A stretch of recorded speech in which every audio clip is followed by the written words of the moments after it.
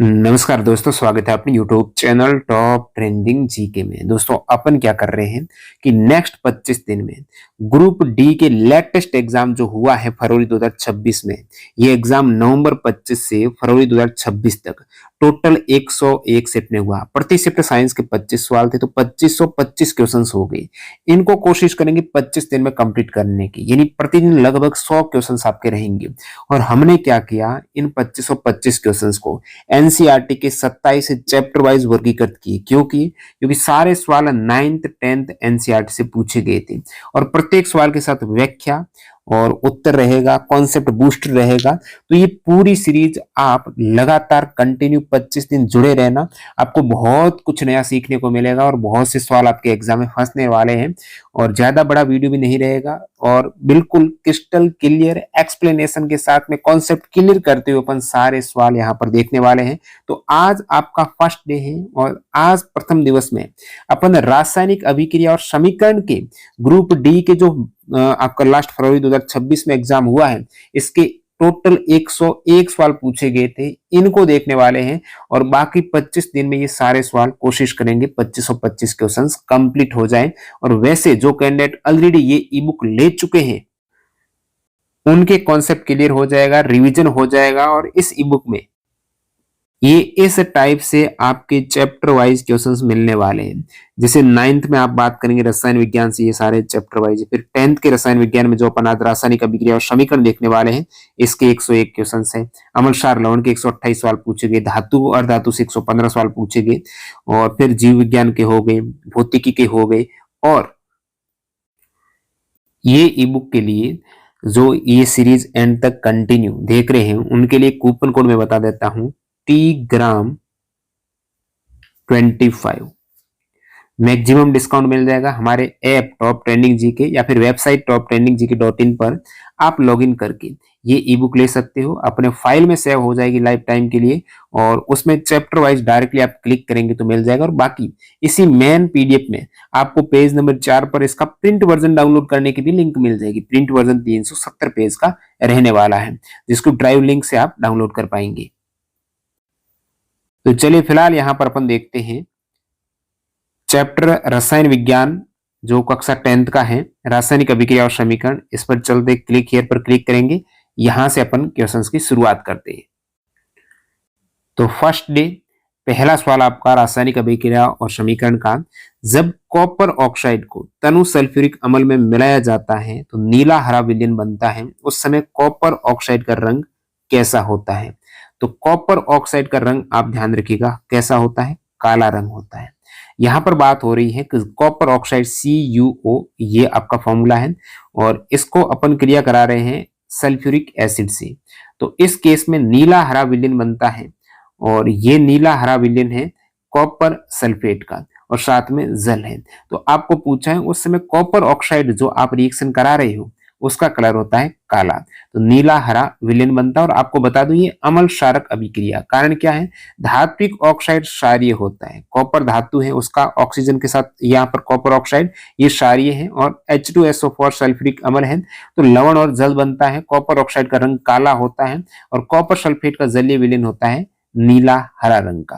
तो बस इतना सा सवाल है। कॉपर सल्फेट की क्रिस्टल है CuSO4 5H2O, ये गहरे नीले रंग के होते हैं। जलीय विलयन में सांद्रता के आधार पर ये नीला हरा दिखाई देता है।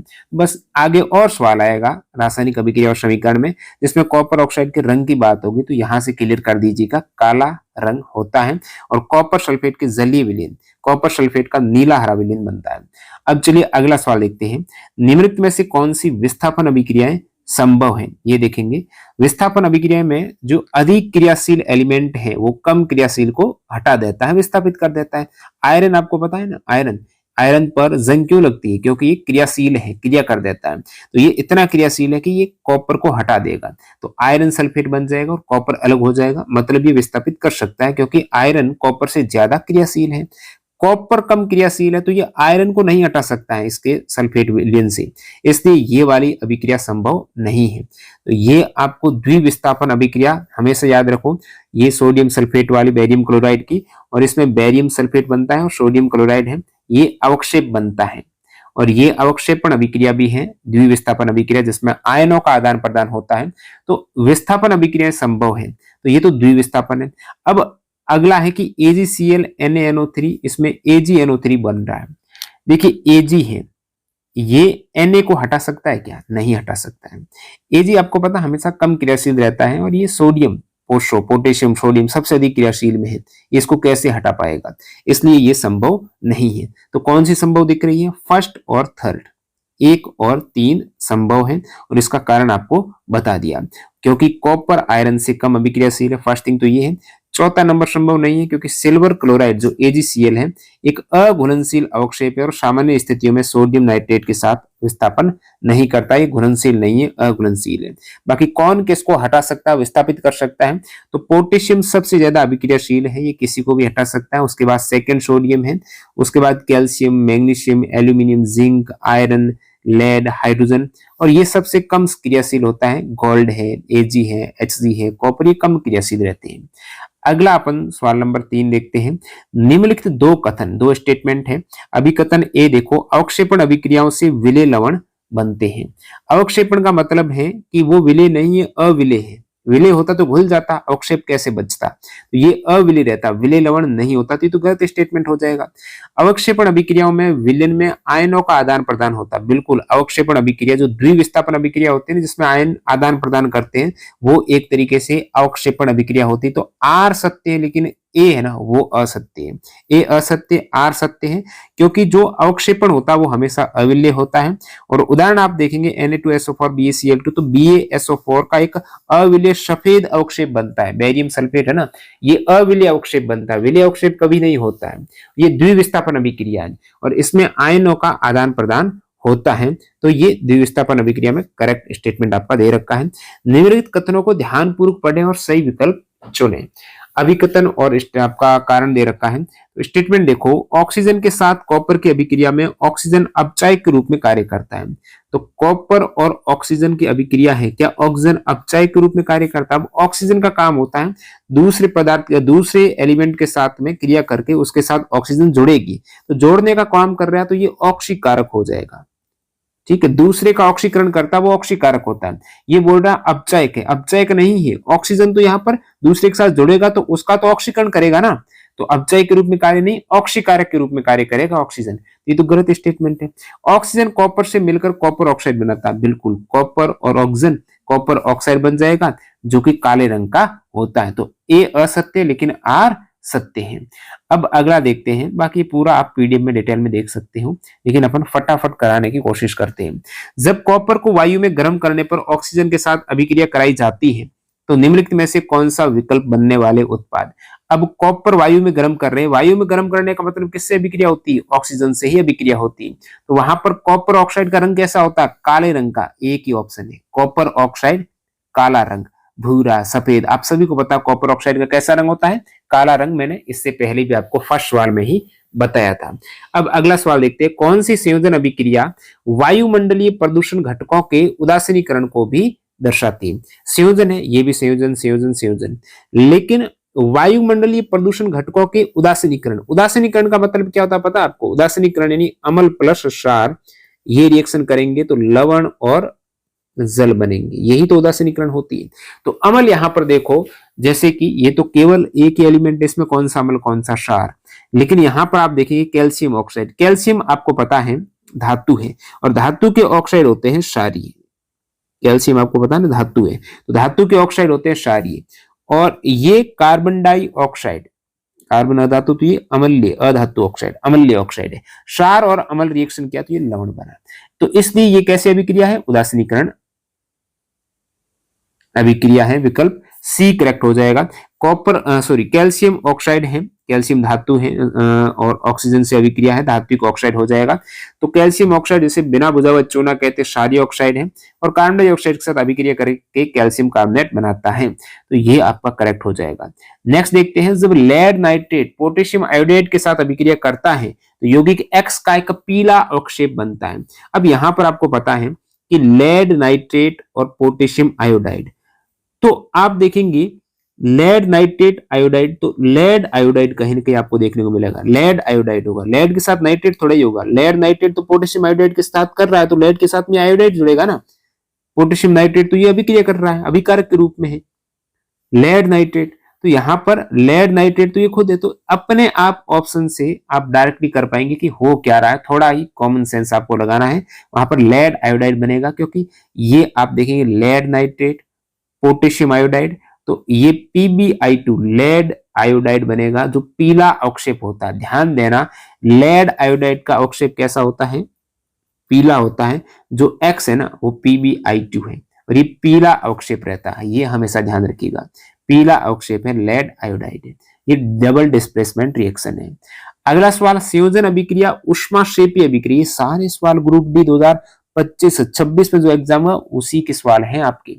संयोजन अभिक्रिया उष्माक्षेपी है, उष्माक्षेपी यानी उत्पाद में आपके उष्मा निकलेगी, हीट उत्पाद में, जरूरत नहीं रहेगी रिएक्शन होने के लिए उष्मा की, यहां पर आप कैल्शियम कार्बोनेट है ना, इसको तो उष्मा दे रहे हो तो उष्मा शोषी है, तभी ये उष्मा देने की नहीं है, उष्मा निकलने की आपको पूछा है, ये तो उष्मा दी जा रही है, इधर भी AgCl में आप सनलाइट सूर्य का प्रकाश दे रहे हो तभी ये दोनों अलग हो रहे हैं, लेकिन उष्मा निकलने की बात होती है तो ये आप जब मेथेन का दहन करते हो, जब मेथेन ऑक्सीजन से अभिक्रिया करती है तो उसके साथ उष्मा निकलती है, क्या निकलती है, उष्मा, तो ये आपका दहन हो गया, दहन और शोषण, ये दोनों ही रिएक्शन आपका शोषण होता है, जिसमें C6H12O6 होता है, उसकी ऑक्सीजन से अभिक्रिया होती है, तो CO2H2 जो बनते हैं ना शोषण, उसके साथ में उष्मा भी रहती है, तो शोषण भी अपने आप में उष्माक्षेपी है, दहन भी उष्माक्षेपी है, तो प्राकृतिक गैस है मेथेन, उसका दहन करते तो हमेशा उष्मा निकलती है, तो ये उष्माक्षेपी अभिक्रिया है, श्वसन और दहन उष्माक्षेपी अभिक्रिया के प्रमुख उदाहरण है, तो उष्माक्षेपी इसके साथ उष्मा निकल रही है। अब देखिए, बिना बुझे हुए चूने में जल मिलाना एक तीव्र उष्माक्षेपी, ये भी कैल्शियम ऑक्साइड और इसके साथ जल मिलाएंगे तो इसके साथ उष्मा निकलेगी, ये भी उष्माक्षेपी के इस प्रकार 3 उदाहरण आपको बता दिए।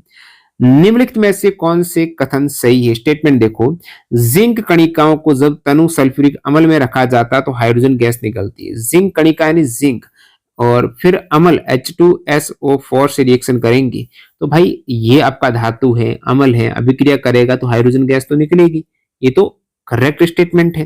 पूछा सही कथन कौन से, जिंक कणिकाओं को सोडियम हाइड्रोक्साइड के साथ, अब जिंक ये बोल रहा है सोडियम हाइड्रोक्साइड के साथ तो रखा जाता है तो जिंक हाइड्रोक्साइड बनता है, तो यहां पर भी हाइड्रोजन गैस, क्योंकि जिंक है आपका, एल्यूमिनियम है, ये उभयधर्मी गुण दर्शाते हैं, और इसका यहाँ पर हाइड्रोजन ऑक्साइड विलयन में रखा जाता है, जिंक कणिकाओं को जब सोडियम हाइड्रोक्साइड में रखा जाता है तो सोडियम जिंकेट, बिल्कुल ये जिंकेट बनेगा, ए और सी में आपको बताता हूं एक्चुअल में रिएक्शन क्या होती है।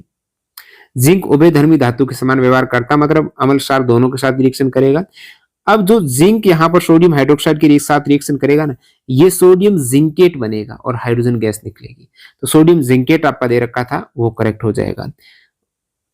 कौन सा ऊर्जा परिवर्तन सामान्यतः अपघटन अभिक्रियाओं से जुड़ा होता है, अपघटन, देखिए अपघटन करना नहीं तोड़ना, जैसे यहां पर ये अपघटन हो रहा है इसका, अब इसके अपघटन से ये जो प्रोडक्ट बन रहा है ये एग्जाम में पूछे जाते हैं, लेड नाइट्रेट के अपघटन का पूछा जाता है, तो अपघटन इसके लिए ऊर्जा की उष्मा की जरूरत रहेगी, उष्मा शोषी ऊर्जा परिवर्तन है, किसी को तोड़ना है तो वहां पर ऊर्जा या उष्मा तो चाहिए ना, तो उष्मा शोषी तो होगा, वो शेपी थोड़ा ही होगा, तो अपघटन या फिर वियोजन के लिए उष्मा शोषी, जैसे लेड नाइट्रेट को उष्मा देंगे तो ये लेड ऑक्साइड और नाइट्रोजन डाइऑक्साइड और ऑक्सीजन हो जाएगा। वियोजन अभिक्रिया 3 प्रकार की होती है, एक आपका ऊष्मीय वियोजन जिसमें उष्मा द्वारा तोड़ा जाता है जैसे कैल्शियम कार्बोनेट भी, प्रकाश के, सूर्य के प्रकाश द्वारा AgCl वाला हो जाएगा, और फिर जल का विद्युत अपघटन करते हैं, तो 3 टाइप की ये वियोजन अभिक्रियाएं देखने को मिलती है। अगला सवाल है, थर्माइट अभिक्रिया में एल्यूमिनियम के साथ प्रयुक्त होने वाला विशिष्ट ऑक्साइड कौन सा, थर्माइट में एल्यूमिनियम के साथ में आयरन ऑक्साइड होता है, ध्यान देना हमेशा, आयरन ऑक्साइड, थर्माइट अभिक्रिया जैसे रेल की पटरी है उसकी दरार को जोड़ने में किया जाता है, धातुओं को आपस में जोड़ने के लिए, थर्माइट अभिक्रिया में एल्यूमिनियम की रिएक्शन होती है, किसके साथ में होती है? आयरन ऑक्साइड से। और वहां पर जो उष्मा निकलती है ना, वो बहुत ज्यादा गलित रूप से आपको आयरन देखने को मिलता है। ये लिक्विड फॉर्म में आयरन, आयरन वैसे पता है आपको सॉलिड होता है, धातु होती है, लेकिन यहाँ पर लिक्विड आयरन का मतलब है वो दरार में जोड़ने का काम करेगा, क्योंकि ये गलित फॉर्म में है। थर्माइट अभिक्रिया का मतलब यही हुआ कि आयरन ऑक्साइड की अभिक्रिया एल्यूमिनियम से कराई जाए तो अभिक्रिया इतनी ज्यादा उष्माक्षेपी होगी, उष्माक्षेपी यानी उसके साथ इतनी ज्यादा उष्मा हीट निकलेगी कि लोहा आयरन खुद गलित फॉर्म में मिलेगा, मेल्टन फॉर्म में मिलेगा, जिसका उपयोग रेल की पटरी को दरार जोड़ने में किया जाता है। यही थर्माइट अभिक्रिया है। आयरन ऑक्साइड प्लस एल्यूमिनियम की अभिक्रिया को आप थर्माइट अभिक्रिया कहते हैं, उष्माक्षेपी अभिक्रिया है। ठीक है, अगला सवाल, अभिक्रिया MnO2 प्लस HCl। तो यहां पर MnCl2 और H2O प्लस Cl2 में कौन सा पदार्थ ऑक्सीकृत होता है तथा कौन सा पदार्थ अपचित होता है? ऑक्सीकृत होता मतलब उसके साथ ऑक्सीजन जुड़ रही है, अपचित होना यानी ऑक्सीजन हट रही है या फिर हाइड्रोजन जुड़ रही है। MnO2 ऑक्सीकृत होता है। MnO2 इसके साथ तो ऑक्सीजन थी, तो ऑक्सीजन हट गई तो ऑक्सीकृत कैसे हो गया? अपचयित हो गया ना, ये तो गलत स्टेटमेंट है। MnCl2 ऑक्सीकृत होता है, MnCl2। अब Mn के साथ में Cl2 ऐड हुई तो ये ऑक्सीकृत थोड़ा ही होगा। MnO2 अपचयित होता है, बिल्कुल। MnO2 यानी पहले ऑक्सीजन थी, ये हट गई Mn के साथ में तो ये अपचयित हो रहा है, और MnCl2 ऑक्सीकृत होता है। अब MnCl2 ये बोल रहा है कि ऑक्सीकृत होता है, जो गलत कह रहा है। MnCl2 इसके साथ ऑक्सीजन थी तो हटी, तो ऑक्सीकृत कैसे होगा? अपचयित होगा। MnO2 अपचयित होता है, बिल्कुल। MnO2 इससे ऑक्सीजन हटे तो अपचयित होता है। HCl, देखिए यहां पर Cl के साथ में हाइड्रोजन हटा है तो ये ऑक्सीकृत हुआ है। Cl के साथ में हाइड्रोजन हटा है तो ये Cl2 बन गया तो ऑक्सीकृत हो गया है। तो ये विकल्प डी आपका करेक्ट हो जाएगा। जब सिल्वर नाइट्रेट सोडियम क्लोराइड के साथ अभिक्रिया करता है तो अवक्षेप, ये वाली चीज है, AgNO3 silver nitrate sodium chloride के साथ अभिक्रिया करेगा तो अवक्षेप AgCl बनेगा, ये सॉलिड फॉर्म में, और NaNO3 यानी सोडियम नाइट्रेट अलग हो जाएगा। तो ये AgCl आपका सफेद रंग का अवक्षेप होता है। AgCl कैसा होता है? सफेद रंग का होता है। सिल्वर क्लोराइड प्रकाश के प्रति संवेदनशील होता है। सूर्य के प्रकाश में सफेद AgCl दूसरे रंग के सिल्वर धातु में बदल जाता है। तो यहां पर आपको पूछा AgCl का सफेद अवक्षेप। अगला सवाल, जब लोहे की कील को कॉपर सल्फेट के घोल में रखा जाता है तो क्या परिवर्तन दिखाई देता है? लोहे की कील है, उसको कॉपर सल्फेट के घोल में, अब कॉपर का कलर कैसा होता है? भूरे कलर का होता है। तो इसके ऊपर लोहे की कील पर भूरे कलर का आवरण, तो ये भूरे रंग की हो जाएगी। लोहे की कील का रंग भूरा हो जाता है और कॉपर सल्फेट का रंग नीला रंग फीका पड़ जाता है। कारण बताता हूं, लोहा और कॉपर सल्फेट, तो आयरन सल्फेट बन गया, कॉपर अलग हो गई। और आपको पता है कि यहां पर कॉपर से अधिक अभिक्रियाशील होता है आयरन, इसलिए इसको विस्थापित कर दिया। इस प्रक्रिया में कील पर भूरे रंग की तांबे की परत जमा हो जाती है। ये कील है ना Fe, इस पर भूरे रंग की तांबे की परत जमा हो जाती है। और विलीन का नीला रंग, पहले नीला रंग किसके कारण था? कॉपर सल्फेट के कारण था। ये हरे रंग में, क्योंकि आयरन सल्फेट बना है इसलिए हरे रंग में हल्का हरा रंग बन गया। तो दो चीजें यहां पर देखने को मिली है, एक तो आयरन है, इसका कलर हो गया आपके भूरा, दूसरा जो कॉपर सल्फेट का नीला रंग होता है ये आयरन सल्फेट के हरे रंग में कन्वर्ट हो गया। ये चीज ध्यान देनी है, हरा रंग है इस आयनों के कारण। निम्नलिखित अभिक्रिया में कौन सा रंग परिवर्तन देखा जाता है? Fe और कॉपर सल्फेट, ये सेम चीज पूछा है, नीला से हरा हो गया। कॉपर सल्फेट जो नीला होता है, आयरन सल्फेट है हरा होता है। ये चीज है बस, और कुछ नहीं है। कॉपर सल्फेट नीला, आयरन सल्फेट हरा होता है, क्योंकि इस आयरन ने इस कॉपर को विस्थापित कर दिया है। नीले से हरा, पिछले प्रश्न में ये आपको बता दिया था, कॉपर सल्फेट नीला, आयरन सल्फेट हल्का हरा, जिंक सल्फेट एक्वस फॉर्म में रंगहीन।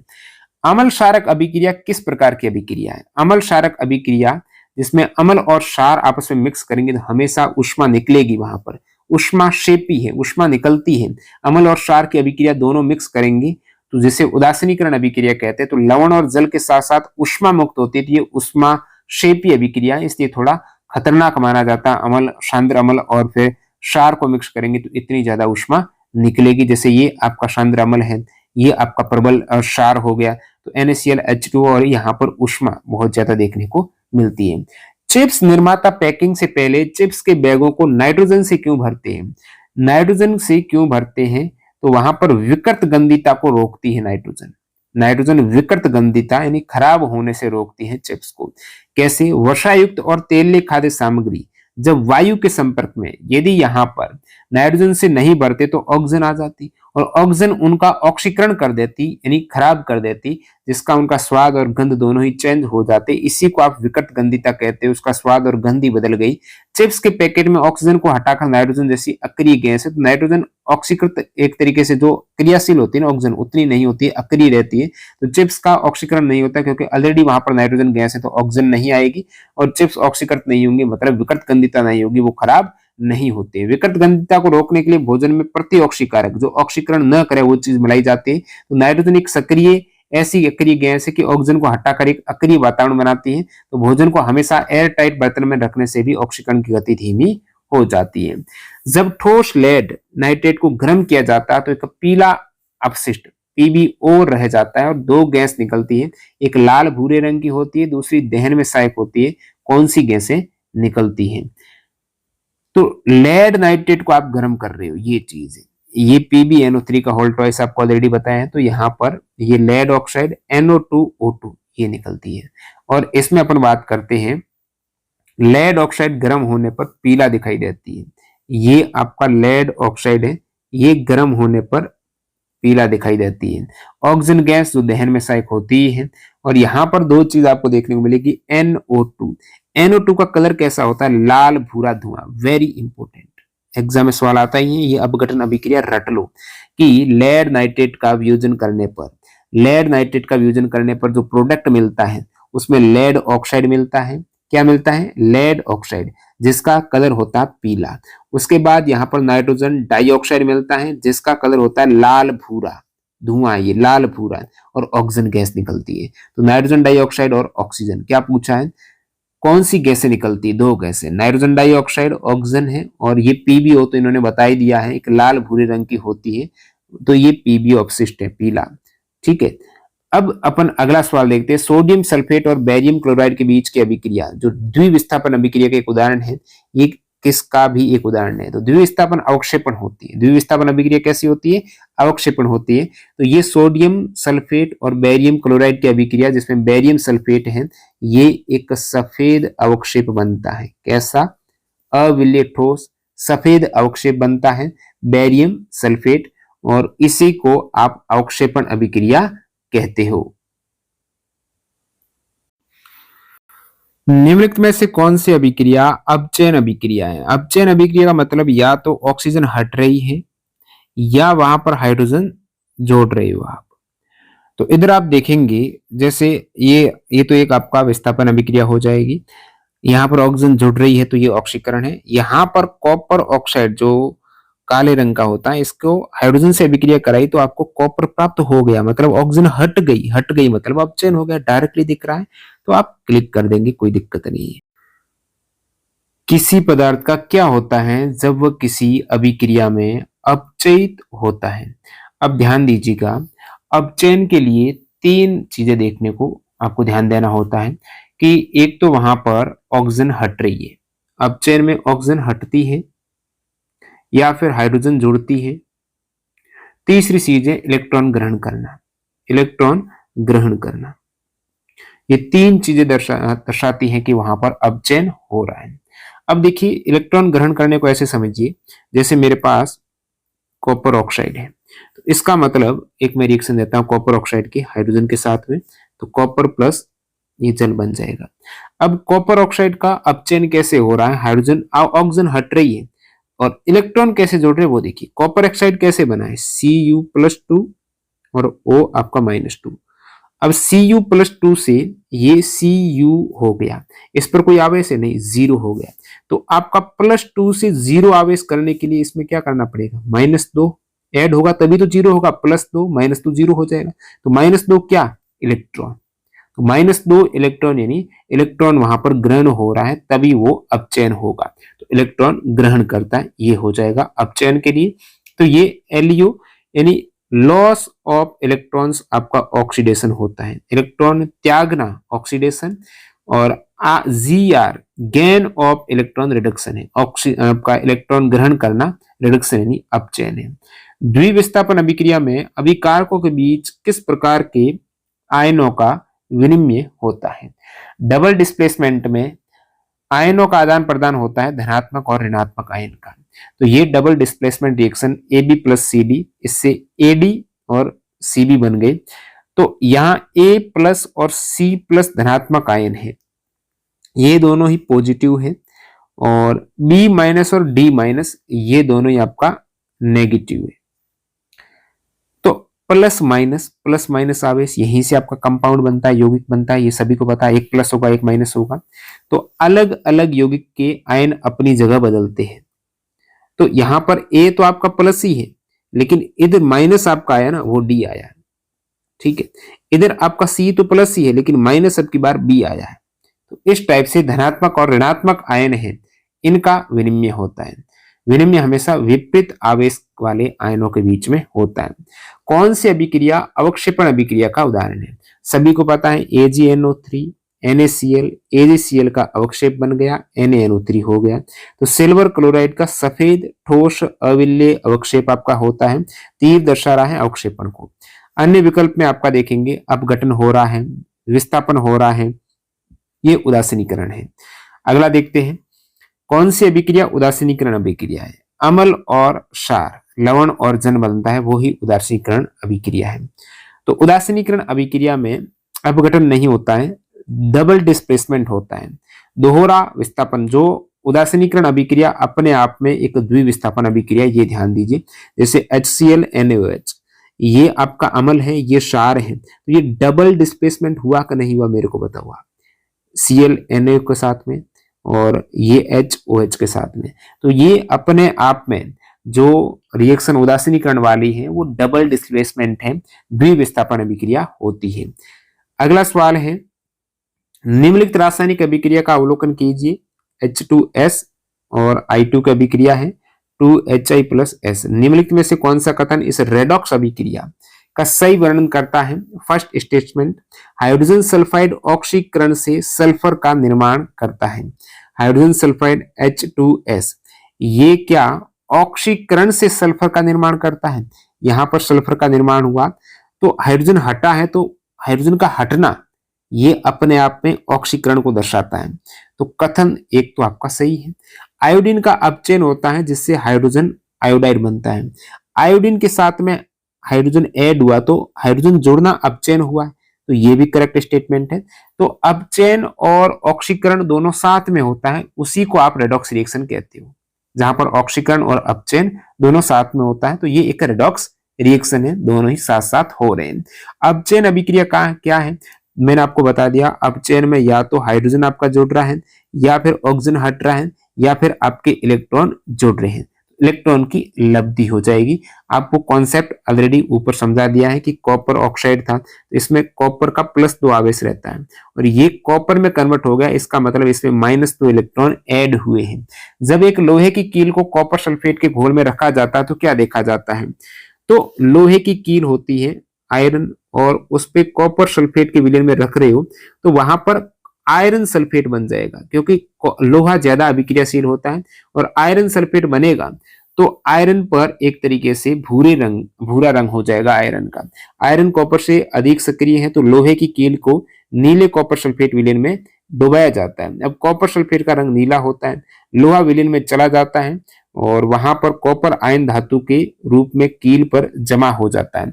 लोहा खुल जाता है, क्योंकि विलयन में चला गया, तो विलय बन गया। कील पर तांबा जमा हो गया, मतलब भूरा रंग वहां पर जमा हो गया, तो ये कील का रंग भूरा हो जाएगा, क्योंकि वहां पर कॉपर जमा हो गया। ये ऑलरेडी ऊपर कंसेप्ट आपका आ चुका है। निम्नलिखित में से क्या लेड नाइट्रेट और पोटेशियम आयोडाइड के विलयन के मिश्रण में होने वाली अभिक्रिया में बनता है? ये चीज लेड नाइट्रेट पोटेशियम आयोडाइड, तो ये लेड आयोडाइड बनेगा, PbI2 ऑलरेडी ऊपर आपका आया हुआ है, लेड आयोडाइड बनेगा। लेड आयोडाइड का मैंने कलर भी आपको बताया था पहले, पीला कलर होता है।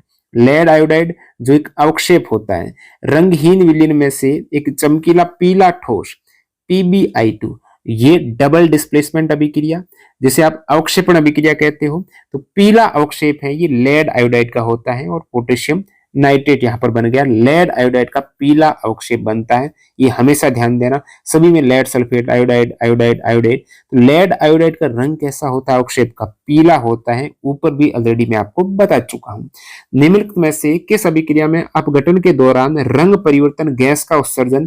तो ये भी ऊपर आपको बता चुका हूं, ये आपका लेड नाइट्रेट, इसका अपघटन करेंगे तो एक तो आपका ये पीला, ये आपका लाल भूरा रंग, लाल भूरा गैस, ठीक है, नाइट्रोजन डाइऑक्साइड और ऑक्सीजन, ये चीज देखने को मिलती है। रंगहीन पाउडर से पीला ठोस PbO अवक्षेप आपका बनता है।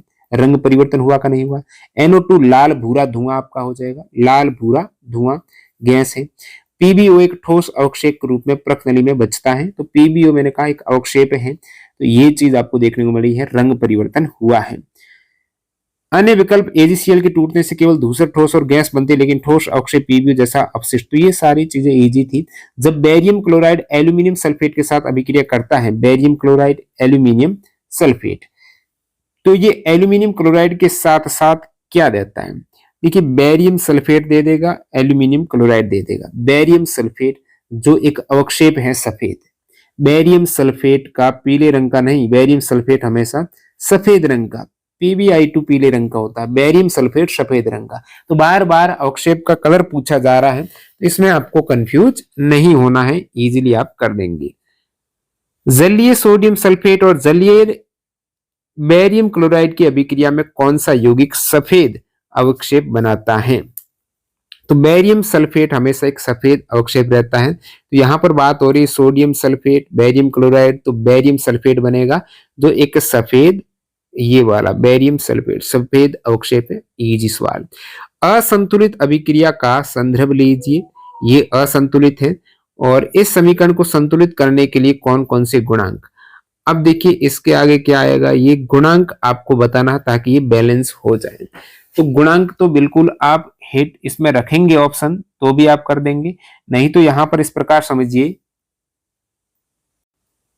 ऑप्शन रखो जल्दी हो जाएगा। जैसे 1 5 3 4 आप रखते हो, 1 5 3 4 आपको दिख रहा है, एक यानी कार्बन 2 है, इधर कार्बन 3 हो रहे तो गलत हो जाएगा अपने आप में। दूसरा रखो 1 3 2 3, 1 3 2 3, इधर यहां पर कार्बन 2, इधर भी कार्बन 2, लेकिन इधर आप ऑक्सीजन देखेंगे 3 दूनी 6 ऑक्सीजन, इधर 2 दूनी 4 और 3 ये 5 ऑक्सीजन, ये भी गलत हो जाएगा। फिर आप सी रखो 2 7 4 6, 2 7 ये आपका 4 ये 6, कार्बन मैच कराओ, 2 दूनी 4 कार्बन है, इधर भी कार्बन 4 है। हाइड्रोजन देखो 6 दूनी 12, ये 6 है, आगे 2 है ना फैक्टर, 6 दूनी 12, इधर हाइड्रोजन देखो 6 दूनी 12। अब ऑक्सीजन बचा हुआ है, ऑक्सीजन यहाँ पर 7 दूनी 14 है, इधर 4 दूनी 8 ये और 6 ये 14, तो ये वाला आपका करेक्ट हो जाएगा, बैलेंस रिएक्शन हो जाएगी। नेक्स्ट देखते हैं निम्नलिखित में से किसमें ऑक्सीकरण अभिक्रिया शामिल नहीं है? जल का विद्युत अपघटन। अब जल का आप विद्युत अपघटन करेंगे तो क्या होगा? तो ये जल पूछा कौन किसमें ऑक्सीकरण अभिक्रिया शामिल नहीं है, ये हाइड्रोजन हट रही है, ऑक्सीजन अलग हो रही है, तो ये अपने आप में हाइड्रोजन हटना ऑक्सीकरण हो जाएगा, तो ये तो ऑक्सीकरण है। जल में नमक का घुलना, अब जल है और इसके साथ में नमक घुल गया तो क्या यहां पर ऑक्सीकरण अभिक्रिया देखने को मिलेगी? तो यहां पर ये आयन में कन्वर्ट हो जाएगा, Na+Cl-, आयन में आपका वियोजित होगा और कुछ भी चेंजेज नहीं आएगा, इसमें कोई इलेक्ट्रॉन का स्थानांतरण या ऑक्सीजन का योग ह्रास नहीं होता है, तो ये ऑक्सीकरण नहीं है। लकड़ी जलाएंगे तो लकड़ी जैसे कार्बन है, इसको जलाएंगे तो ऑक्सीजन तो वहां पर जुड़ी ना, दहन और जंग लगना दोनों ऑक्सीकरण है। दहन हो रहा, लकड़ी जला रहे तो ऑक्सीजन की आवश्यकता है, जंग लगना वहां पर भी ऑक्सीकरण हो रहा है तभी जंग लगी है, ये दोनों ही ऑक्सीकरण है, तो यहां करेक्ट हो जाएगा जल में नमक का घुलना। अगला देखते हैं, यदि एल्यूमिनियम का एक टुकड़ा आयरन सल्फेट के विलयन में मिला दिया जाए तो क्या होगा? अब आपका आयरन सल्फेट है, एल्यूमिनियम का टुकड़ा उसमें मिला रहे हैं, ध्यान देना है अभिक्रियाशीलता श्रेणी में एल्यूमिनियम आयरन से अधिक क्रियाशील है, देखिए आप देखते हो पो, सो, के, में, ए, जी। तो आ यहां पर आयरन है, यहां पर एल्यूमिनियम है, तो एल्यूमिनियम ज्यादा क्रियाशील है तो आयरन को विस्थापित कर देगा। Al2SO4 का होल थ्राइस हो जाएगा और आयरन अलग हो जाएगा। तो यहां पर आयरन अलग हो गया तो ठोस ही तो होता है आयरन, ये निक्षेपित हो जाएगा आयरन, नीला विलीन बन जाएगा, कोई अभिक्रिया नहीं होगी, एल्यूमिनियम निक्षेपित होगा, लोहा निक्षेपित होगा, लोहा निक्षेपित होगा। और यहां पर आपको पता ही है एल्यूमिनियम के टुकड़े पर लोहा निक्षेपित हो जाएगा। अगला देखते हैं, दी गई अभिक्रिया में क्या अपचयित होगा। कॉपर ऑक्साइड की हाइड्रोजन से आप अभिक्रिया कर रहे हो, ये कॉपर ऑक्साइड, ये आपका हाइड्रोजन है, तो इधर क्या बन जाएगा, कॉपर अलग हो जाएगा और जल बन जाएगा। तो अपचयित होना, तो कॉपर से ऑक्सीजन हटी तो कॉपर ऑक्साइड अपचयित हुआ कि नहीं हुआ, ये चीज अपचयित हो गई है, कॉपर ऑक्साइड का अपचयन हो रहा है, तो कॉपर ऑक्साइड से आपका ऑक्सीजन हटी तो ये अपचयित हो गई है। ऑक्सीजन खोरा इसलिए अपचयित होता है और ये एक ऑक्सीकारक की तरह कार्य करता है। दी गई अभिक्रिया में निम्नलिखित में से किस अभिक्रियक का ऑक्सीकरण होता है। ऑक्सीकरण यानी उसमें ऑक्सीजन ऐड हो रही है, तो हाइड्रोजन है अभिकारक, इसमें ऑक्सीजन ऐड हुई है तो हाइड्रोजन का क्या होगा, ऑक्सीकरण हो गया। अब पीबीओ से ऑक्सीजन हटी है तो इसका तो अपचयन हो गया, ऑक्सीजन हट गई है। नेक्स्ट देखते हैं, निम्नलिखित में से कौन सा अवक्षेपण अभिक्रिया की व्याख्या करता है।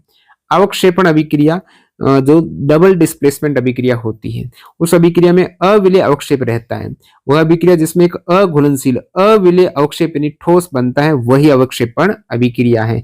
बिल्कुल इजी है, दो विलेन के बीच में अभिक्रिया आयनों का आदान प्रदान होता है, डबल डिस्प्लेसमेंट टाइप की रिएक्शन होती है, और जहां पर एक ठोस अघुलनशील अवक्षेप आपको देखने को मिलता है। अभिक्रिया यहाँ पर क्षार और अम्ल की लवण जल बना है तो ये उदासीनीकरण अभिक्रिया है, और उदासीनीकरण अभिक्रिया हमेशा डबल डिस्प्लेसमेंट द्विविस्थापन अभिक्रिया होती है, ये ध्यान देना है। उदासीनीकरण अभिक्रिया है, अम्ल और क्षार के आयनों का परस्पर विनिमय हो रहा है, तो द्विविस्थापन यहाँ पर अभिक्रिया देखने को मिलती है। रेडॉक्स अभिक्रिया जिसमें ऑक्सीकरण और अपचयन दोनों होते हैं, यदि तत्व X इलेक्ट्रॉन का त्याग करता है और तत्व Y इलेक्ट्रॉन ग्रहण करता है तो क्या होता है। अब जो इलेक्ट्रॉन त्याग करता है, इलेक्ट्रॉन त्याग करने वाले का तो होता है ऑक्सीकरण, और Y जो इलेक्ट्रॉन ग्रहण करता है तो इसका हो गया अपचयन। X जो इलेक्ट्रॉन त्याग करता है तो X का तो ऑक्सीकरण होगा, Y इलेक्ट्रॉन ग्रहण कर रहा है तो Y का अपचयन होगा, ये ऊपर क्लियर कर चुका हूं। ऑक्सीकरण को किस रूप में परिभाषित किया जाता है। ऑक्सीकरण यानी इलेक्ट्रॉन हट रहे हैं, वहां पर इलेक्ट्रॉन की हानि हो रही है, अपचयन में इलेक्ट्रॉन की लब्धि होती है। निम्नलिखित को ध्यानपूर्वक पढ़ें और सही विकल्प चुनें। अपघटन अभिक्रियाओं में ऊष्मा, प्रकाश या विद्युत के रूप में ऊर्जा की आवश्यकता होती है। बिल्कुल, अपघटन यानी तोड़ने के लिए आपको ऊष्मा, प्रकाश और विद्युत के रूप में ऊर्जा चाहिए। अभिकारक अणुओं को सरल उत्पादों में तोड़ने के लिए ऊर्जा अवशोषित होती है, तो बिल्कुल अभिकारक अणुओं को ही ऊर्जा चाहिए, ऊष्मा चाहिए ताकि वह प्रोडक्ट में कन्वर्ट हो सके। तो ए और आर दोनों सही है, आर ए की सही व्याख्या करता है। कॉपर ऑक्साइड के हाइड्रोजन से अभिक्रिया है तो यहाँ पर कॉपर ऑक्साइड का क्या हो रहा है, अपचयन हो रहा है। कौन सा पदार्थ ऑक्सीकृत होता है, ऑक्सीकृत हाइड्रोजन हो रहा है, हाइड्रोजन के साथ में ऑक्सीजन जोड़ रहा है। कौन सी विस्थापन अभिक्रिया है, डिस्प्लेसमेंट, ये तो डबल डिस्प्लेसमेंट हो गई, ये अपघटन हो गई। ये आप उदासीनीकरण अभिक्रिया, और उदासीनीकरण अभिक्रिया होती है द्विविस्थापन अभिक्रिया। और ये जिंक आपको पता है कॉपर से ज्यादा अभिक्रियाशील है, तो जिंक सल्फेट बन जाएगा, कॉपर अलग हो जाएगा, ये एक डिस्प्लेसमेंट विस्थापन अभिक्रिया के अंतर्गत आ जाएगा। कैल्शियम हाइड्रोक्साइड वायु में उपस्थित कार्बन डाइऑक्साइड के साथ धीमी गति से अभिक्रिया करता है। कैल्शियम हाइड्रोक्साइड यानी CaOH का होल ट्वाइस, ये CO2 के साथ रिएक्शन कर रहा है और किस यौगिक की एक पतली परत बनाता है जिसका उपयोग सफेदी करने के लिए किया जाता है। तो पतली परत बनाएगा कैल्शियम कार्बोनेट की, CaCO3, इसी का उपयोग आप सफेदीकरण में करते हो। तो कैल्शियम कार्बोनेट की एक चमकीली सफेद परत बनाता है CaCO3 का कैल्शियम हाइड्रोक्साइड, जब कार्बन डाइऑक्साइड से रिएक्शन करता है, और इसी को आप मार्बल कहते हो, कैल्शियम कार्बोनेट को मार्बल कहते हो। सफेदी की 2-3 दिन बाद ये दिखाई देती है। स्टेटमेंट और आपका कारण देख लेते हैं।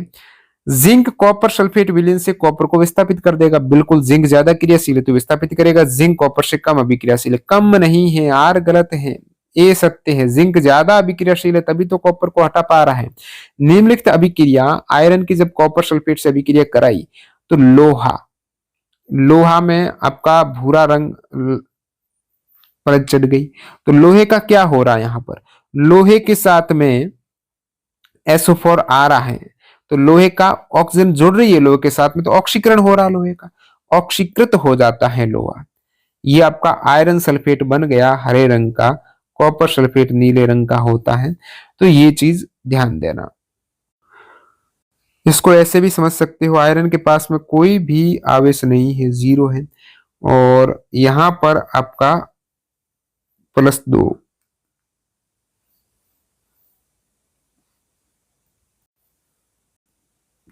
तो 0 से +2 आया है, 0 से +2 कैसे आ गया, तो इलेक्ट्रॉन उसने त्यागे हैं, ग्रहण करता तो माइनस आता है, एक इलेक्ट्रॉन त्यागा तो एक आवेश प्लस है, 2 त्यागे 2 प्लस हो जाएंगे, तो 2 इलेक्ट्रॉन यहाँ पर त्यागता है, त्यागने पर उसका ऑक्सीकरण होता है, इलेक्ट्रॉन ग्रहण लब्धि में अपचयन होता है।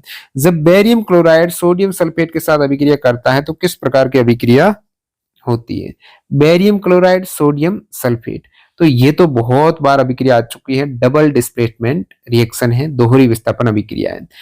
किसी पदार्थ को तब अपचयित कहा जाता है जब ये ऑक्सीजन खोता है, अपचयन होना नहीं, ऑक्सीजन खोना, हाइड्रोजन जोड़ना, इलेक्ट्रॉन जोड़ना, ये चीज है और कुछ नहीं है।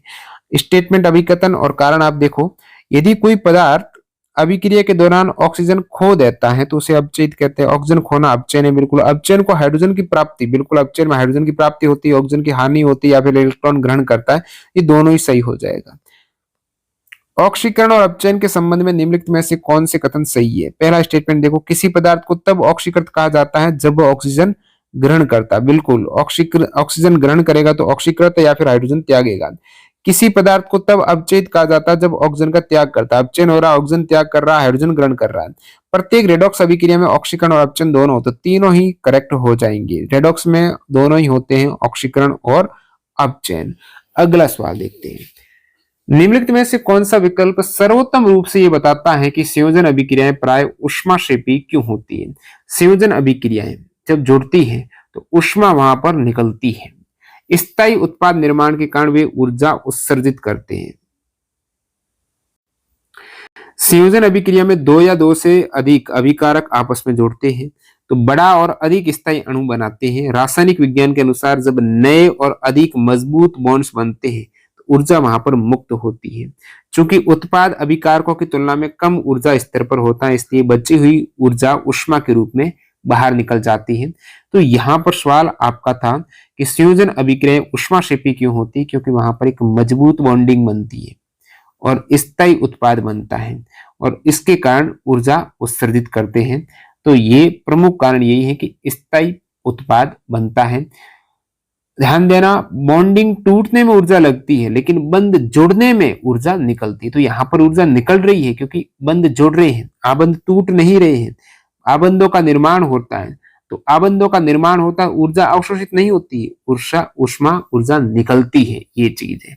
अगला सवाल, किस अभिक्रिया में 2 यौगिक मिलकर एक नया यौगिक बनाते हैं। संयोजन अभिक्रिया है, यहां पर आप देखेंगे 2 यौगिक मिलकर एक नया यौगिक, ये यौगिक नहीं है, ये यौगिक है क्या, ये तो एलिमेंट है, ये यौगिक है, ये कंपाउंड है। तो यौगिक मिलकर, ये सारे तत्व हैं, अणु हैं, यौगिक नहीं है, ये आपके मोलिक्यूल्स अणु है। यौगिक कहाँ है, यौगिक तो यहाँ पर 2 या अधिक तत्व आपस में अलग अलग बॉन्ड बनाते हैं, वो कंपाउंड हो जाएगा। तो 2 यौगिक मिलकर एक यौगिक बना रहा है, ये वाला करेक्ट हो जाएगा। अगला सवाल, सिल्वर क्लोराइड को कुछ समय तक धूप में रखने पर उसका रंग बदल जाता है, इसका क्या कारण है। सिल्वर क्लोराइड यानी AgCl, इसका रंग सफेद होता है। धूप में जब आप रखेंगे, सूर्य के प्रकाश में जब आप रखेंगे तो इसका अपघटन होता है। तो अपघटन अभिक्रिया होने से सिल्वर अलग हो जाएगी और क्लोरीन अलग हो जाएगी। इस टाइप से रिएक्शन देखने को मिलती है। तो इसका सफेद कलर है ना, वो ग्रे कलर का हो जाता है क्योंकि पूरा यौगिक था, ये अलग हो गया, अपघटन हो गया। इसके कारण यहाँ पर इसे आप प्रकाशीय अपघटन कहते हो। और ये धूसर AgCl धूसर रंग का जो यहाँ पर कन्वर्ट है हो जाएगा। संक्षारण क्या है। संक्षारण एक तरीके का रासायनिक परिवर्तन है, इसमें एक नया पदार्थ बनता है। जो वापस आप रिवर्ट बदल नहीं सकते हो सेम पदार्थ में। संक्षारण एक धीमी रासायनिक अभिक्रिया है जिसमें धातुएं अपने आसपास की नमी, संक्षारण के लिए जैसे आयरन की बात करें तो ये ऑक्सीजन, आसपास की नमी जो जल है इसको ग्रहण करके ये जो संक्षारण है, जंग का फॉर्मूला है Fe2O3XH2O। ये रासायनिक परिवर्तन है जिसमें धातु की ऊपरी परत धीरे धीरे नष्ट होने लगती है और उस पर लाल भूरे रंग की परत जम जाती है। इसी को कहते हैं रस्ट या फिर जंग कहते हैं। ये लाल भूरे रंग की परत हो जाएगी। अब इससे बचने के लिए यशद लेपन किया जाता है, मतलब जिंक की परत चढ़ाई जाती है संक्षारण से बचाव के लिए। वह अभिक्रिया जिसमें दो आयनिक यौगिक के धनात्मक और ऋणात्मक आयन आपस में स्थान बदलकर दो नए यौगिक बनाते हैं। दो आयनिक यौगिक से दो नए यौगिक बने हैं और इसमें आयनों का आदान प्रदान हुआ है तो वो द्विविस्थापन अभिक्रिया है, जैसे आप दोहरी विस्थापन अभिक्रिया कहते हो, डबल डिस्प्लेसमेंट। जैसे ये प्रमुख आप उदाहरण है, बहुत ज्यादा देखा है, BaCl2 Na2SO4। तो ये बेरियम क्लोराइड और सोडियम सल्फेट से बेरियम सल्फेट बनता है जो एक अघुलनशील लवण आपका NaCl, यहाँ पर अघुलनशील, ये एक मेटल सल्फेट आपका साल्ट हो जाएगा, सॉलिड फॉर्म में रहेगा NaCl। तो ये अघुलनशील है, सॉलिड है, अवक्षेप आप कहते हो, अवक्षेपण अभिक्रिया भी है ये। बचे हुए भोजन का खराब स्वाद या गंध निम्नलिखित में से किस कारण से होती है? भोजन का खराब स्वाद है जो विकृत गंध आप देखते हो, विकृत गंधिता। तो ये विकृत गंधिते का कारण होता है वसा और तेल का ऑक्सीकरण हो गया वहां पर। तेलीय और वसा युक्त भोजन होता है ना, जिसमें तेल और वसा फैट है, लंबे समय तक हवा के संपर्क में रहेगा तो उसका ऑक्सीकरण हो जाएगा। इससे स्थिति को विकृत गंधिता कहते हैं, जिसमें भोजन की गंध और स्वाद दोनों ही चेंज हो जाते हैं। इसीलिए विकृत गंधिता को रोकने के लिए, ऑक्सीकरण होने से रोकने के लिए आमतौर पर आप चिप्स के पैकेट वगैरह देखते हो तो उसमें नाइट्रोजन गैस भरी जाती है जो अक्रिय रहती है। जब लोहे के बुरादे को सल्फर पाउडर के साथ मिलाया जाता है और मिश्रण को गर्म किया जाता है तो आयरन सल्फाइड नामक एक काला पदार्थ बनता है। परिवर्तन का सबसे सटीक वर्णन इनमें से किस कथन में मिलता है? तो लोहे का बुरादा और सल्फर पाउडर, तो लोहे का बुरादा और सल्फर पाउडर से आयरन सल्फाइड होता है ना, ये ब्लैक कलर का होता है, ध्यान देना, आयरन सल्फाइड है जो कि काले रंग का होता है और ये रासायनिक परिवर्तन है, इसमें नया पदार्थ बन रहा है। जब भी नया पदार्थ बनता है तो रासायनिक परिवर्तन होता है। अब डायरेक्टली आप आयरन और सल्फर को ऐड करते हैं ना तो वो भौतिक परिवर्तन होता है, लेकिन इसके साथ मिलाने के साथ आपने मिश्रण को गर्म किया है तब आयरन सल्फाइड, तब आपका परिवर्तन देखने को मिला है। आयरन सल्फाइड गर्म करने पर ये नया पदार्थ बना है और ये रासायनिक परिवर्तन हो जाएगा। अब डायरेक्टली आप इसे ऐड करते तो मिश्रण बनाते तो भौतिक परिवर्तन होता, उसमें आप चुंबक से आयरन को अलग कर देते, लेकिन यहाँ पर FeS चुंबक की ओर आकर्षित नहीं होता है। विस्थापन अभिक्रिया के पीछे प्राथमिक रासायनिकी क्या है? विस्थापन अभिक्रिया में एक ज्यादा अभिक्रियाशील तत्व है, उस यौगिक में कम अभिक्रियाशील तत्वों को विस्थापित कर देगा। तो एक तत्व यौगिक से दूसरे तत्व को विस्थापित करता है, ये आपका EG हो जाएगा। विस्थापन अभिक्रिया में अधिक अभिक्रियाशील तत्व है, कम अभिक्रियाशील तत्व को उसके यौगिक से हटा देता है। जैसे जिंक अधिक अभिक्रियाशील है तो कॉपर सल्फेट के यौगिक में से कॉपर जो कम अभिक्रियाशील है उसको हटाकर जिंक सल्फेट बना देगा। अगला सवाल है, सिल्वर पर संक्षारण होने पर बनने वाली काली परत क्या है? सिल्वर पर संक्षारण होने पर काली परत बनती है ना, ये आपका Ag2S है, सिल्वर सल्फाइड हो जाएगा। इससे पहले आपने आयरन सल्फाइड देखा था, वो भी काले रंग का, इधर सिल्वर पर भी काला रंग है, इस सल्फाइड के कारण आया है। तो सिल्वर सल्फाइड। चांदी वायु में उपस्थित सल्फर के साथ अभिक्रिया करती है, हाइड्रोजन सल्फाइड है, उसमें सल्फर से रिएक्शन करके सिल्वर सल्फाइड की काली परत यहाँ पर जम जाती है। अब जब संक्षारण की बात हो ही रही है तो लोहे पर लाल भूरा रंग जो जंग को दर्शाता है, लाल भूरा रंग। तांबे का जब संक्षारण होता है तो हरा रंग होता है, वो कॉपर कार्बोनेट की उपस्थिति के कारण। चांदी पे काला रंग, संक्षारण के कारण काला रंग होता है, वो सिल्वर सल्फाइड की उपस्थिति के कारण होता है। तो इसमें आप ध्यान रखना, कॉपर में हरा रंग होता है जो संक्षारण के कारण, वो कॉपर कार्बोनेट की उपस्थिति के कारण होता है। कौन सा समीकरण हाइड्रोक्लोरिक अम्ल के साथ एल्यूमिनियम की अभिक्रिया को सही ढंग से दर्शाता है? तो एल्यूमिनियम की अभिक्रिया हाइड्रोक्लोरिक एसिड HCl के साथ होगी, तो आपको पता है Al+3 है, Cl- होता है, तो AlCl3 हो जाएगा, AlCl3 हो जाएगा। तो AlCl3 इसमें भी, इसमें भी, इसमें भी, इसमें नहीं तो नहीं होगा। अब आपको बैलेंस करनी है अभिक्रिया को, यहाँ पर एल्यूमिनियम 1 है, इधर भी एल्यूमिनियम 1 है, लेकिन इधर आपका क्लोरीन 1, इधर 3 है, तो ये तो होगा नहीं। रही बात इसकी, एल्यूमिनियम 2 है, इधर भी 2 है, लेकिन इधर क्लोरीन देखेंगे तो 3 दूनी 6 है, इधर क्लोरीन आपका 3 ही है। इसमें देख लो एल्यूमिनियम 1 क्लोरीन 1 लेकिन AlCl3 होता है, ये सही नहीं है। इसमें देखो 2 एल्यूमिनियम, इधर भी 2 एल्यूमिनियम, क्लोरीन 6, इधर भी 3 दूनी 6 क्लोरीन, हाइड्रोजन 6 इधर भी, तो ये आपका बैलेंस रिएक्शन हो जाएगी। नेक्स्ट देखते हैं क्या होता है जब जिंक की छड़ को जलीय कॉपर सल्फेट विलयन में रखा जाता है। अब जिंक की छड़ को आपने कॉपर सल्फेट के विलयन में रखा तो जिंक ज्यादा अभिक्रियाशील है, कॉपर को विस्थापित करके जिंक सल्फेट बना देगा, कॉपर को हटा देगा। अब जो पहले कॉपर सल्फेट का नीला रंग था वो हो गया जिंक सल्फेट जो रंगहीन होता है, तो ये फीका हो गया। कॉपर सल्फेट विलयन का नीला रंग है वो फीका पड़ गया, मेन चीज ये हुई क्योंकि वहां पर जिंक सल्फेट बना है जो रंगहीन कलर का होता है, जिससे नीला रंग एक तरीके से गायब हो गया। और कॉपर सल्फेट का जो नीला रंग होता है वो यहाँ गायब होना, उष्माक्षेपीय अभिक्रिया भी यहाँ पर उष्मा निकलती है। निम्नलिखित अभिक्रियाओं को संतुलित करने वाले विकल्प का चयन करें। बिल्कुल हिट एंड ट्रायल यहां से आप करेंगे ऑप्शन से, एक एक एक जब रखेंगे, जैसे यहाँ पर एक रख दिया, ये भी एक है, ये भी एक है, उस केस में क्या ये बैलेंस होता है? उस केस में आप देखेंगे हाइड्रोजन एक है और इधर हाइड्रोजन आपके 2 है, तो कैसे बैलेंस हुआ? 2 2 1 कर दिया आपने, 2 2 1, ये आपका 2 2 1। इधर यहां पर आप देखेंगे तो कैल्शियम 2 है, इधर कैल्शियम 1 ही है, ये कैसे बैलेंस होगा? नहीं होगा। 1 1 2, 1 1 2 में तो ये आपका 1 1 और ये आपका 2, तो यहां से भी हाइड्रोजन आप देखेंगे 4 है, फिर बच्चा हुआ ऑप्शन यही आप करेंगे 2 1 1। इधर आप 2 1 1 रखते हो तो सारा बैलेंस है। हाइड्रोजन 2, इस साइड आपका 2 हाइड्रोजन, इस साइड भी 2 है। ऑक्सीजन इसमें 1 और 2 3 है, इस साइड ऑक्सीजन आपका 3 है। कैल्शियम 1 है, इधर भी कैल्शियम 1 है, तो ये बैलेंस अभिक्रिया हो जाएगी। निम्नलिखित में से कौन सी अभिक्रिया द्विविस्थापन अभिक्रिया का उदाहरण है? डबल डिस्प्लेसमेंट की बात करें तो ये आपकी अभिक्रिया तो है केवल विस्थापन, ये अपघटन अभिक्रिया है, ये संयोजन अभिक्रिया है। तो द्विविस्थापन में AgNO3 NaCl AgCl NaNO3 ये डबल डिस्प्लेसमेंट है, आयनों का आदान प्रदान होता है यहाँ पर। कॉपर सल्फेट विलयन में लोहे की कील डुबोने पर उनका नीला रंग फीका क्यों हो जाता है? कॉपर सल्फेट का रंग आपका नीला होता है, लोहे की कील डुबोई तो लोहा ज्यादा एक्टिव है कॉपर की तुलना में, इसलिए वहां पर आयरन सल्फेट बन गया और आयरन सल्फेट का कलर होता है ऐसे हरा टाइप होता है, और साथ ही साथ यहां पर कॉपर अलग हो गया, तो लोहे की कील डुबोने पर उसका नीला रंग फीका हो गया, कॉपर सल्फेट उसके कारण आयरन सल्फेट बन गया। ठीक है, copper sulphate iron ferrous sulphate में कन्वर्ट हो गया और वो हल्के हरे रंग में बदल गया। नेक्स्ट देखते हैं, संतुलित करना है 3MnO2 X A एल्यूमिनियम और 3MnY, X और Y के स्थान पर क्या आएगा? हिट एंड ट्रायल करेंगे, 3 2 करते हैं, X के स्थान पर 3 2, Y के स्थान पर 2, तो 2 दूनी 4 एल्यूमिनियम, इधर 3 है तो ये तो होगा नहीं। 2 4 करते हैं, इधर 2 इधर 4, एल्यूमिनियम 8 है, इधर 2 है तो ये भी नहीं होगा।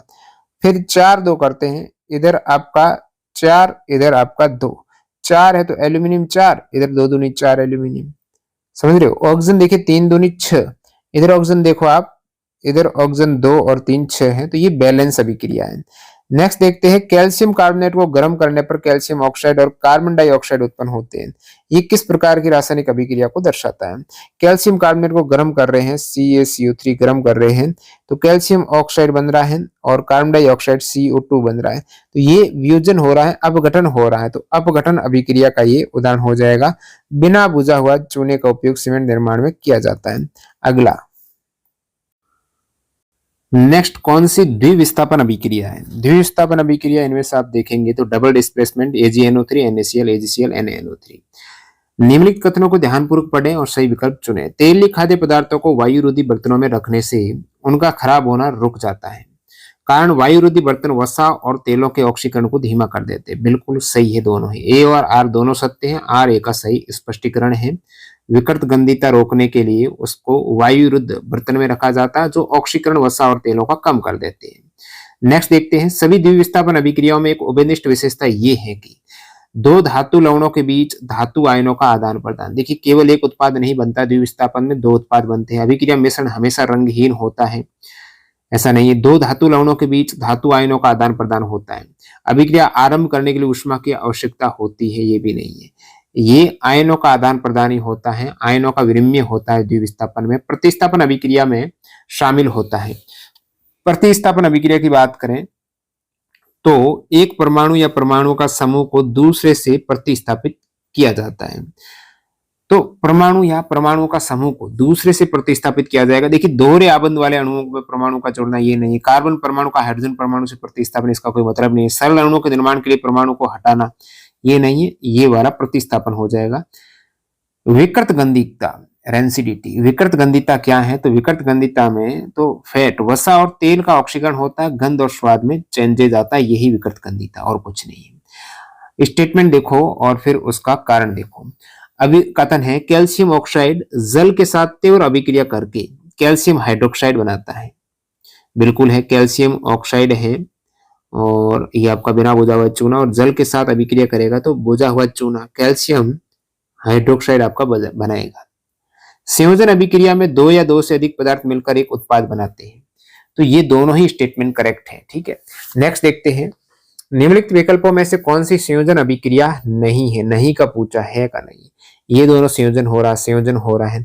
इधर आप देखेंगे ये उदासीनीकरण अभिक्रिया है, अम्ल क्षार की अभिक्रिया है जो उदासीनीकरण अभिक्रिया होती है। कौन सा कथन संयोजन अभिक्रिया को सर्वोत्तम रूप से परिभाषित करता है? संयोजन अभिक्रिया होती है दो या दो से अधिक अभिकारक संयोजित होकर एकल उत्पाद का निर्माण करे। दो अभिकारक और ये एकल उत्पाद बनाए, यही संयोजन अभिक्रिया है। पैकेज्ड खाद्य पदार्थों को खराब होने से बचाने के लिए प्राय किस गैस की फ्लशिंग को प्राथमिकता दी जाती है? नाइट्रोजन गैस भरी जाती है। पैकेज्ड खाद्य पदार्थ जो एक अक्रिय गैस है नाइट्रोजन, वो ऑक्सीकरण रोकती है। सही रूप से संतुलित बैलेंस समीकरण आपको बताना है। इनमें आप देखेंगे 3 आयरन है, इधर भी 3 आयरन है, हाइड्रोजन आपके 8 है, इधर 4 है, तो बैलेंस नहीं है। इधर 4 दूनी 8 हाइड्रोजन 8 है, लेकिन ऑक्सीजन देखेंगे तो इधर 4 है, इधर भी ऑक्सीजन 4 है, तो और आयरन 3 है, 3 बिल्कुल ये बैलेंस है। इधर आयरन 1 है, इधर 3 नहीं है, आयरन 2 है, आयरन 6 नहीं है, तो बी करेक्ट हो जाएगा। जब लोहे की कील को कॉपर सल्फेट के विलयन में डुबाया जाता है, ये भी सेम सवाल बार बार आ रहा है। लोहे की कील आयरन है और कॉपर सल्फेट के विलयन में डुबा रहे हैं, ठीक है, CuSO4, तो कॉपर सल्फेट का रंग होता है नीला और आयरन सल्फेट बन जाएगा यहाँ पर, क्योंकि आयरन ज्यादा अभिक्रियाशील है और आयरन का कलर, आयरन सल्फेट का कलर आपका हो जाएगा हरा। तो यहाँ पर क्या है, कॉपर सल्फेट के विलयन का नीला रंग फीका पड़ जाता है और लोहे की कील पर लाल भूरे रंग की परत चढ़ जाती है। लोहे की कील पर कॉपर की जो लाल भूरे रंग की परत है ना, वो चढ़ जाएगी, तो ये बी वाला स्टेटमेंट करेक्ट हो जाएगा एकदम। अपघटन अभिक्रिया क्या है? अपघटन में एक यौगिक दो या दो से अधिक, एक यौगिक दो या अधिक सरल पदार्थों में टूटता है, ये करेक्ट है अपघटन में, सिंपल है। संयोजन अभिक्रिया कौन सी है? तो संयोजन अभिक्रिया यहां से आप देख रहा है, ये वाली अभिक्रिया संयोजन है, ये आपका डबल डिस्प्लेसमेंट है, ये डिस्प्लेसमेंट अभिक्रिया है, ये आपका विघटन अभिक्रिया है, अपघटन अभिक्रिया। निम्नलिखित में से कौन सा विकल्प उदासीनीकरण अभिक्रिया है? अम्ल प्लस क्षार लवण प्लस जल बनता है, ये सभी को पता है, उदासीनीकरण अभिक्रिया होती है। जिंक कणिकाओं में तनु हाइड्रोक्लोरिक अम्ल मिलाने पर हाइड्रोजन गैस उत्पन्न होती है, ये निम्नलिखित में से किसका उदाहरण है? अब देखिए जिंक कणिका, जिंक को HCl से आप अभिक्रिया कराएंगे तो वहां पर धातु और अम्ल से अभिक्रिया करेगी तो हाइड्रोजन गैस उत्पन्न करेगी, नई चीज बनाएगी। तो ये एक रासायनिक परिवर्तन है, मिश्रण नहीं, भौतिक नहीं, विलीन नहीं, रासायनिक परिवर्तन के कारण ही नया चीज बन रहा है। पुराने आबंध टूटते हैं और नया पदार्थ जिंक क्लोराइड बन जाएगा एक तो आपका, और एक आपका हाइड्रोजन गैस निकल जाएगी यहाँ पर। चिप, जो चिप्स पैकेट है उसमें नाइट्रोजन गैस की क्या भूमिका है? ये ऑक्सीकरण को रोकती है नाइट्रोजन गैस। संयोजन अभिक्रिया का उदाहरण कौन सा है इनमें से? संयोजन अभिक्रिया ये वाला हो जाएगा, ये विस्थापन है, ये आपका अपघटन है, ये डबल डिस्प्लेसमेंट है। कैल्शियम ऑक्साइड का आपका जल से अभिक्रिया कराएंगे तो कैल्शियम हाइड्रोक्साइड है, ये कैसी अभिक्रिया? ये संयोजन अभिक्रिया है। कैल्शियम ऑक्साइड और जल के बीच अभिक्रिया अत्यधिक उष्माक्षेपी होती है, यहाँ से उष्मा निकलेगी और कैल्शियम हाइड्रोक्साइड बनता है, इसका ये किसका उदाहरण है? तो ये संयोजन अभिक्रिया है, बार बार आ रहा है। जब वसा और तेल का ऑक्सीकरण होता है तो उनमें एक गंध और स्वाद विकसित होता है, ये विकृत गंधी है। किसी संतुलित रासायनिक समीकरण में प्रत्येक तत्व के परमाणु की कुल संख्या कितनी होती है? तो संतुलित बैलेंस है तो प्रत्येक तत्व के परमाणु की कुल संख्या दोनों पक्षों में बराबर रहेगी। बैलेंस में इधर जैसे 2 आयरन है तो इधर भी 2 ही आयरन हो गए आपके, दोनों पक्षों पर बराबर रहेगी तभी वो बैलेंस संतुलित रासायनिक समीकरण होगा। मतलब द्रव्यमान संरक्षण का नियम लागू होता है। कोई भी रासायनिक रिएक्शन हो, द्रव्यमान न तो सर्जन होता न ही विनाश होता है। अभिकारक के परमाणु की संख्या उत्पाद की परमाणु के हमेशा बराबर रहेगी। दो पदार्थ मिलकर तीसरा पदार्थ बनाएगा तो उनका द्रव्यमान फिक्स रहेगा, वो कहीं नहीं जाता है। निम्नलिखित में से कौन सा पदार्थ गर्म करने पर विघटित होकर बिना बुझा हुआ चूना देता है? तो ये आपका कैल्शियम कार्बोनेट आप गर्म करेंगे तो एक कैल्शियम ऑक्साइड बन जाएगा और कार्बन डाइऑक्साइड, ये आपका बिना बुझा हुआ चूना हो जाएगा कैल्शियम ऑक्साइड। और कैल्शियम कार्बोनेट ही संगमरमर और खड़िया के रूप में जाना जाता है। जब कैल्शियम ऑक्साइड जल के साथ अभिक्रिया करता है तो कौन सा उत्पाद निर्मित करता है? कैल्शियम ऑक्साइड इसकी जल से अभिक्रिया करेंगे तो संयोजन अभिक्रिया और कैल्शियम हाइड्रोक्साइड बुझा हुआ चूना आपको देखने को मिलेगा। अभिकथन और स्टेटमेंट देखो। अभिकथन है नम हवा के संपर्क में आने पर लोहा लाल भूरे रंग के पदार्थ से ढक जाता है। नम हवा है तो ऑक्सीकरण हो रहा है लोहे का, जो लाल भूरा रंग है वो आपका रस्ट है, वो जंग है। लोहे की नमी और ऑक्सीजन के साथ अभिक्रिया के कारण जंग बनता, दोनों ही चीजें करेक्ट और व्याख्या करती है। निम्नलिखित में से कौन सा अपघटन अभिक्रिया का उदाहरण है? ये आप देखेंगे तो ये संयोजित हो रहा है, ये भी संयोजन हो रहा है, ये अपघटन हो रहा है। तो इतना इजी सवाल है अपघटन का। वह रासायनिक अभिक्रिया जिसमें दो या दो से अधिक पदार्थ मिलकर एक एकल उत्पाद बनाते हैं तो वो आपके संयोजन अभिक्रिया है। दो पदार्थ A प्लस B मिलकर एक एकल उत्पाद C बनाएंगे। निम्नलिखित में से कौन सा विकल्प संक्षारण को दर्शाता है? संक्षारण है लोहे का जंग लगना, ये आपका कोरोजन हो जाएगा जिसमें धातुएं अपने आसपास के नमी है, अम्ल है, इनके संपर्क में आकर इनसे रिएक्शन करके नष्ट होने लगती है और एक नया रासायनिक पदार्थ बनता है। लोहे का जो जंग कहते हो आप उसे, जंग वहां पर बन जाता है। संक्षारण सामान्यतः किस रूप में देखा जाता है? तो संक्षारण आप सामान्य रूप से लोहे की वस्तु पर जंग लगने के फॉर्म में देखते हो।